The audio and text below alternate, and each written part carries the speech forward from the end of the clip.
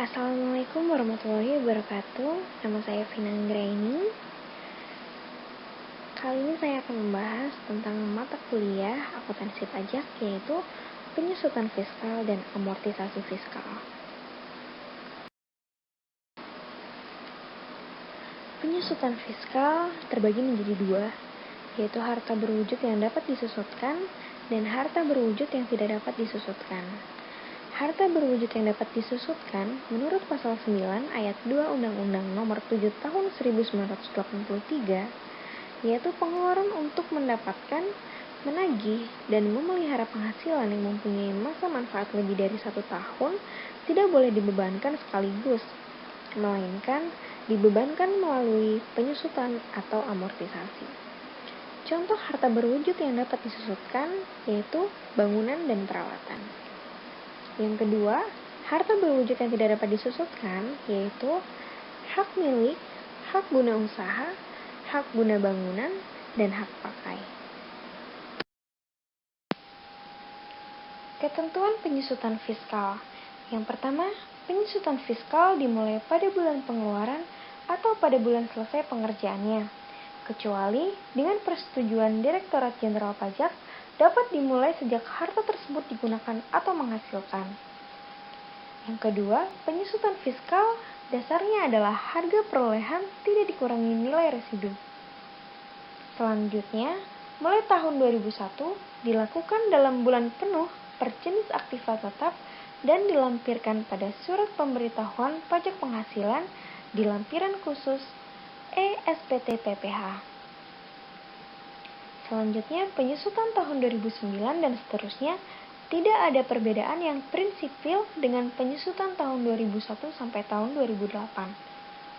Selanjutnya, harta berwujud berupa bangunan hanya boleh menggunakan metode garis lurus, yaitu dengan bangunan permanen sebesar 5% dan tidak permanen sebesar 10%.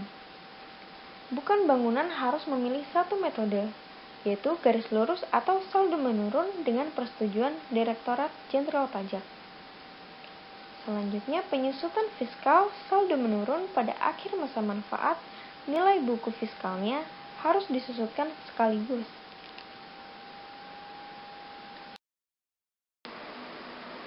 Berikut adalah metode dan tarif penyusutan fiskal.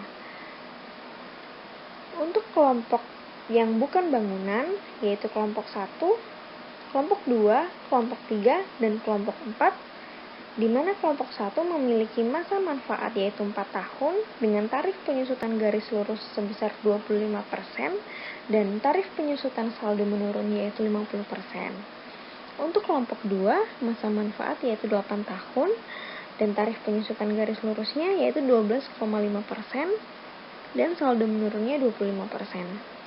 Untuk kelompok 3, masa manfaatnya 16 tahun dengan tarif penyusutan garis lurus yaitu 6,25% dan tarif penyusutan saldo menurun sebesar 12,5%.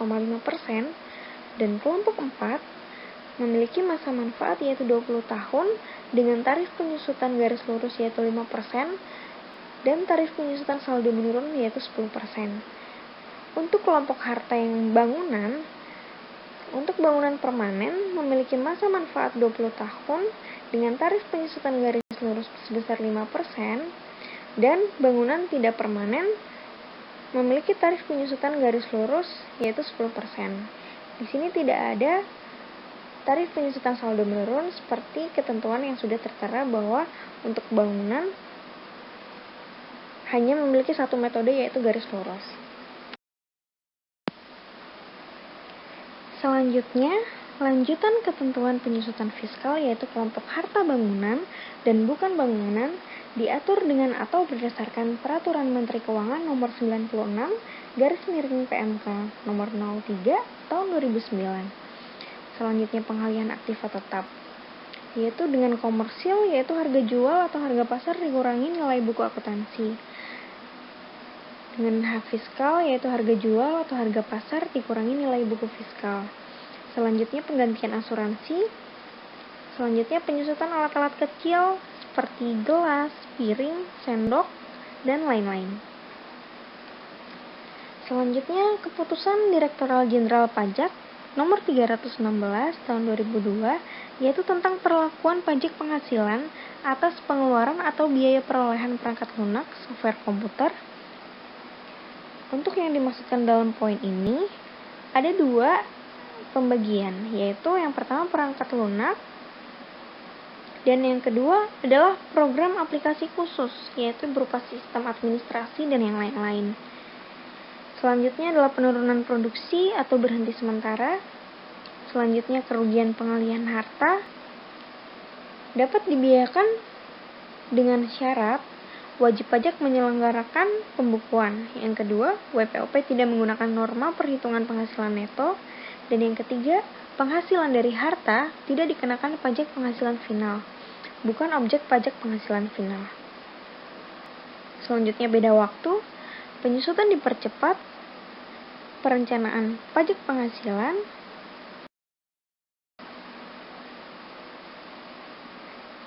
dan yang terakhir adalah fasilitas pajak penghasilan pasal 31A sebagaimana yang dicantumkan sebagai berikut. Dengan kelompok harta, masa manfaat, tarif penyusutan garis lurus, dan saldo menurun. Untuk yang bukan bangunan, terdapat 4 kelompok, yaitu kelompok 1, 2, 3, dan 4. Untuk kelompok 1 sendiri, masa manfaatnya adalah 2 tahun. Dengan tarif penyusutan garis lurus sebesar 50%, dan saldo menurun 100%. Untuk kelompok 2, masa manfaat 4 tahun, garis lurus 25%, dan saldo menurun 50%. Untuk kelompok 3, dengan masa manfaat 8 tahun, tarif penyusutan garis lurusnya 12,5%, tarif penyusutan saldo menurunnya 25%, dan kelompok 4, dengan masa manfaat 10 tahun, tarif penyusutan garis lurusnya adalah 10%, dan tarif penyusutan saldo menurun 20%. Untuk bangunan permanen, masa manfaat 10 tahun dengan tarif penyusutan garis lurus 10%. Dan untuk bangunan tidak permanen dengan masa manfaat 5 tahun, tarif penyusutan garis lurusnya adalah 20%. Untuk tabel ini sama, tidak ada saldo menurun untuk bangunan, karena seperti peraturan dan ketentuan penyusutan fiskal, bahwa untuk bangunan sendiri hanya memiliki satu metode tarif penyusutan, yaitu garis lurus. Berikut contoh penyusutan fiskal. Pada tanggal 1 Mei tahun 2006, dibeli 18 buah handphone untuk pegawai seharga 36 juta dan disusutkan selama 4 tahun dengan metode garis lurus. Penyusutan komersial per tahun sebesar 9 juta rupiah didapatkan dari 36 juta rupiah dibagi dengan 4 tahun masa manfaat. Penyusutan fiskal menggunakan metode garis lurus. Menurut KEP 220/PJ/2002 yang mulai berlaku 18 April tahun 2002, yaitu atas biaya perolehan handphone yang digunakan pegawai karena jabatannya, 50% dari harga perolehan dapat disusutkan dan termasuk ke dalam kelompok 1. Berikut adalah perhitungannya. Tanggal 1 Mei tahun 2006, harga perolehan handphone sebesar 36 juta rupiah yang dapat disusutkan hanya 50%, yaitu 18 juta rupiah. Penyusutan fiskal yang dapat dibiayakan per tahun adalah 4.500.000 rupiah. 4.500.000 rupiah didapatkan dari 18 juta rupiah dibagi 4 tahun masa manfaat. Sedangkan yang tidak dapat dibiayakan per tahun sama, yaitu 4.500.000 rupiah didapatkan dari pengurang dari 36 juta dikurangi 18 juta tadi, dan merupakan beda tetap, yaitu sama.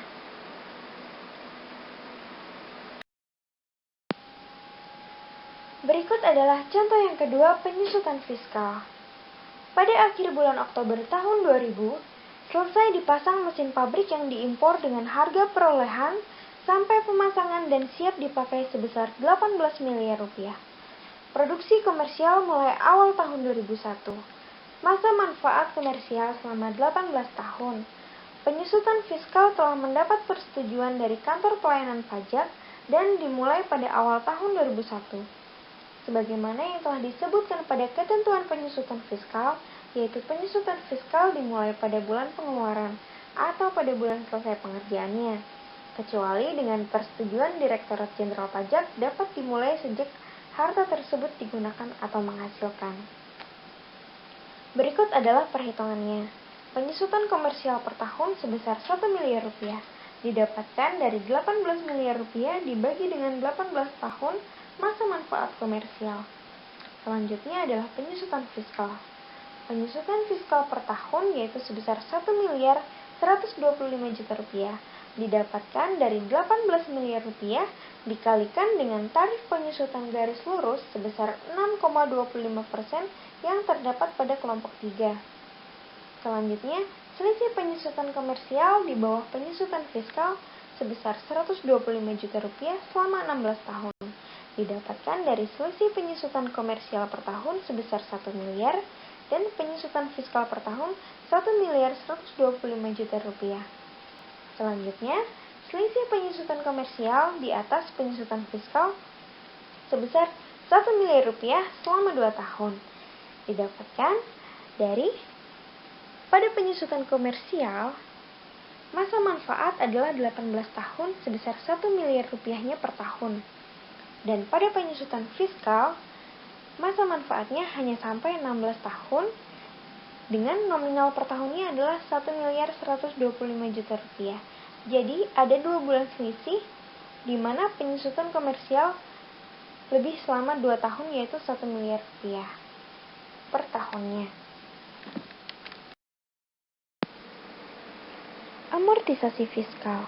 Pasal 11A Undang-Undang Republik Indonesia Nomor 10 Tahun 1994 tidak berubah pada Undang-Undang Republik Indonesia Nomor 17 Tahun 2000 dan dirubah pada Undang-Undang Nomor 36 Tahun 2008. Menyatakan bahwa atas pengeluaran untuk memperoleh harta tak berwujud dan pengeluaran lainnya termasuk biaya perpanjangan hak guna bangunan, hak guna usaha, dan hak pakai dan goodwill yang mempunyai masa manfaat lebih dari 1 tahun yang dipergunakan untuk mendapatkan, menagih, dan memelihara penghasilan diamortisasi dengan metode garis lurus atau saldo menurun. Apabila diamortisasi dengan saldo menurun pada akhir masa manfaat, nilai sisa bukunya diamortisasi sekaligus.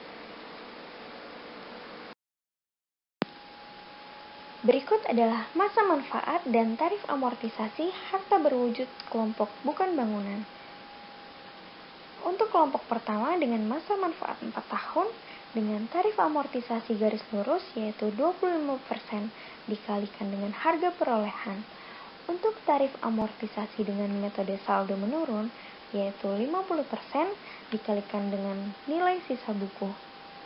Untuk kelompok 2 dengan masa manfaat 8 tahun yaitu 12,5%, untuk saldo menurun 25%. Untuk kelompok 3 dengan masa manfaat 16 tahun, yaitu tarif amortisasi garis lurus sebesar 6,25% dan saldo menurun 12,5%. Untuk kelompok 4 dengan masa manfaat 20 tahun, yaitu tarif amortisasi garis lurusnya sebesar 5% dan saldo menurunnya sebesar 10%. Pengeluaran untuk memperoleh hak dan pengeluaran lain yang mempunyai masa manfaat lebih dari 1 tahun di bidang penambangan minyak dan gas bumi diamortisasi dengan metode satuan produksi. Apabila ternyata jumlah produksi yang sebenarnya lebih kecil dari yang diperkirakan, maka sisa pengeluaran diamortisasi sekaligus pada akhir masa produksi. Pengeluaran untuk memperoleh hak penambangan selain minyak dan gas bumi, hak penguasaan hutan atau HPH, hak pengusahaan hasil alam lainnya, hak pengusahaan hasil laut, diamortisasi dengan metode satuan produksi dengan jumlah paling tinggi sebesar 20% setahun. Berikut adalah contoh yang pertama, amortisasi fiskal. PT Meranti Jaya pada akhir tahun 2000 mendapat HPH di Kalimantan Tengah dengan biaya sebesar 10 miliar rupiah. Dengan taksiran produksi 100.000 ton kayu dan mulai diproduksi komersial tahun 2001.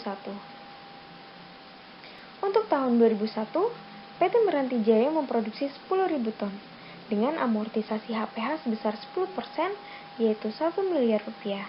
Dan pada tahun selanjutnya, pada tahun 2002, memproduksi 25.000, tahun 2003 30.000 ton, 2004 22.500 ton, dengan amortisasi HPH yaitu 20%. Mengapa 20%? Karena sudah dijelaskan di atas bahwa pengeluaran untuk memperoleh hak penguasaan hutan diamortisasi dengan metode satuan produksi dengan jumlah paling tinggi sebesar 20% setahun. Dan pada tahun 2005 memproduksi sebesar 22.500 dan realisasi jumlah produksi lebih dari 10.000 ton. Berikut adalah contoh yang kedua, amortisasi fiskal. Pada tanggal 1 Juli 2007, dibayar sewa bangunan kantor untuk jangka waktu 3 tahun sampai dengan tanggal 30 Juni 2010 sebesar 90 juta rupiah. Berikut adalah perhitungannya. Tahun 2007 sebesar 15 juta rupiah, tahun 2008 sebesar 30 juta rupiah, tahun 2009 sebesar 30 juta rupiah, dan tahun 2010 sebesar 15 juta rupiah. Apabila dibagi dengan masa manfaat 3 tahun dengan harga perolehan 90 juta rupiah, maka yang didapat adalah 30 juta rupiah. Namun mengapa tahun 2007 dan tahun 2010 mendapat 15 juta rupiah nominalnya? Dikarenakan sewa bangunan kantor dimulai pada tanggal 1 Juli 2007, di mana itu adalah pertengahan tahun, maka 30 juta rupiah dibagi dengan 2 atau setengah tahunan mendapat nilai 15 juta rupiah.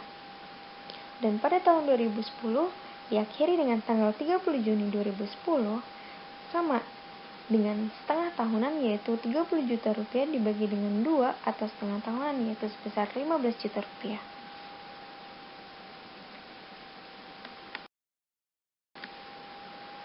Demikian presentasi yang dapat saya sampaikan, kurang lebihnya saya mohon maaf. Wassalamualaikum warahmatullahi wabarakatuh.